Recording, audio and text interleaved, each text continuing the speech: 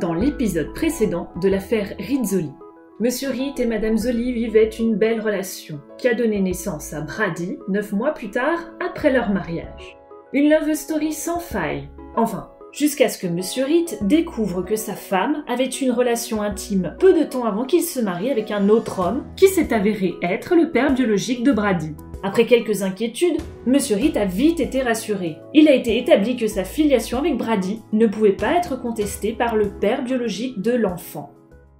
Le mariage vire à la catastrophe. Monsieur Ritt souhaite rompre tout lien conjugal avec Madame Zoli et veut lui faire payer sa tromperie. En France, il existe 4 types de divorce pour encadrer au mieux les hypothèses de rupture. Il s'agit du divorce pour acceptation du principe de la rupture, du divorce par consentement mutuel sans juge, du divorce pour altération définitive du lien conjugal et enfin le divorce pour faute.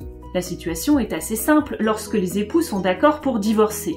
C'est le divorce dit pour acceptation du principe de la rupture. Dans ce cas, le juge n'aura qu'à se prononcer sur les conséquences de la séparation. L'autorité parentale, le montant de la pension alimentaire, la prestation compensatoire et la répartition des biens. Mieux encore, il arrive que les époux soient d'accord non seulement sur le principe du divorce, mais également sur ses conséquences. Dans ce cas, et depuis le 1er janvier 2017, les époux peuvent divorcer sans recourir au juge. Il leur suffit de signer une convention rédigée à l'aide de leurs avocats respectifs et de la déposer chez un notaire dans un délai de 7 jours maximum. Il ne semble pas toutefois que ces 2 fondements soient applicables au cas de Monsieur Ritt. En effet, Madame Zoli n'est pas forcément d'accord pour divorcer. Monsieur Ritt est-il donc condamné à rester marié?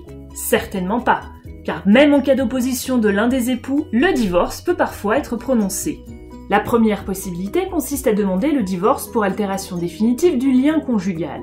L'un des époux peut en effet solliciter le divorce lorsqu'il est établi que, de manière réelle et effective, il vit séparé de son conjoint depuis au moins 2 ans.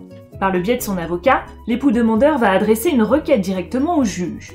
Une tentative de conciliation sera organisée qui, en cas d'échec, permettra à l'époux demandeur d'assigner son conjoint en divorce. Mais cette possibilité n'est pas appropriée à la situation de Monsieur Ritt, pour 2 raisons.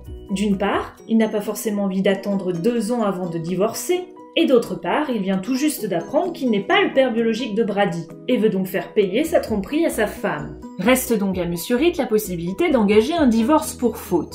En effet, l'un des époux peut demander le divorce pour faute si son conjoint a commis une violation grave ou renouvelée des devoirs et obligations liés au mariage, rendant intolérable le maintien de la vie commune. Constituent souvent de tels manquements l'abandon du domicile conjugal, la brutalité de l'un des époux envers l'autre, ou encore l'infidélité qui mérite d'être étudiée dans le cas présent. Toute la question est évidemment de savoir si le comportement de Madame Zoli peut être qualifié ainsi. Chronologiquement parlant, elle n'a pas commis d'adultère, puisque son infidélité est antérieure au mariage.